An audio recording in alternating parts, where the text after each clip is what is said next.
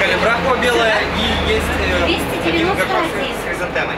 Вот уже несколько дней магазины с рассадой в зоне особого внимания жителей Коми. Сотни людей с раннего утра устремляются к ним, чтобы прикупить семян или саженцев. Начался дачный сезон, а вместе с ним и долгожданная посадка урожая. В режиме самоизоляции свободного времени на нее стало явно больше. Что покупаете сегодня? Какую рассаду? Капусту. Всех сортов. А что у нас можно сажать? Капуста, тыква, кабачки, морковка, лук, лук-порей, лук эксибишн, кусты.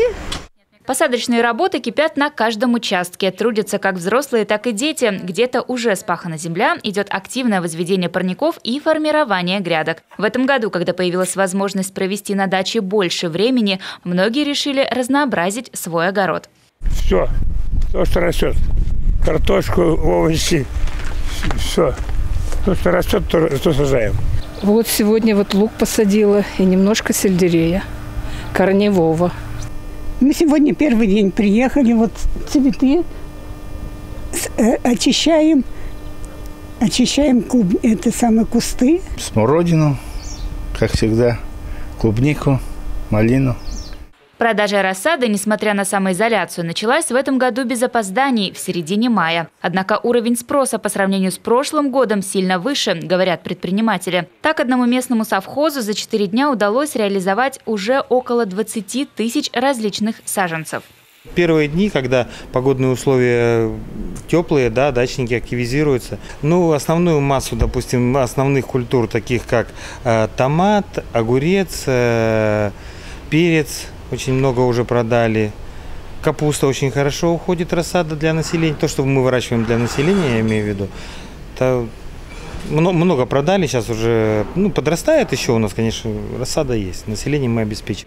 Желание что-то посадить подогревает и сравнительно низкая стоимость рассады. Некоторые продавцы сбили ценник в среднем на 10-15 рублей. Как итог, ассортимент разлетается словно горячие пирожки. На пике спроса, кроме парниковых овощей и картофеля, урожай послаще – клубника, земляника и яблоки.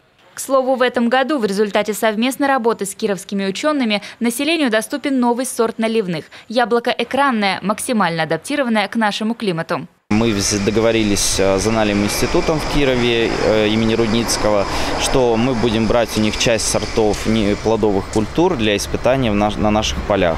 Мы каждый год даем от 1 до 2 сортов новинку. В этом году, например, мы дали очищенную землянику, то есть первое полевое поколение. И земляника садовая в этом году, она идеальна.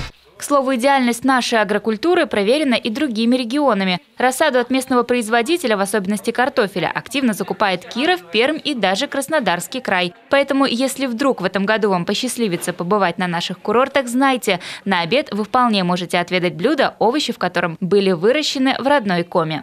Евгения Кладкевич, Олег Жуковский, телеканал Юрган, Сыктывкар.